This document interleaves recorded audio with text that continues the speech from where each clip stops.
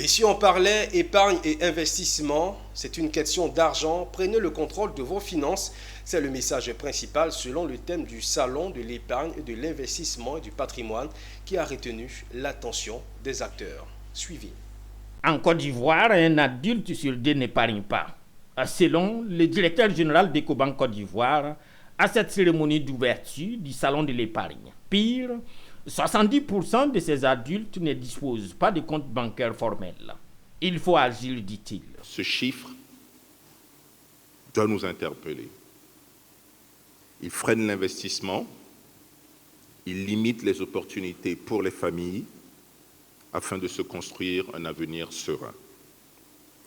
C'est pourquoi nous avons choisi cette année, de manière résolue, de nous concentrer sur le point de départ. Le point de départ, c'est que nous devons prendre contrôle individuellement de nos finances. C'est une question d'argent. Prenez le contrôle de vos finances est le thème de l'édition. Et pour Paul-Henri Etnard, il n'y a pas de bon moment pour épargner. L'épargne n'est pas une question de revenus. J'ai envie de dire qu'à partir du moment où vous pouvez manger, vous pouvez épargner.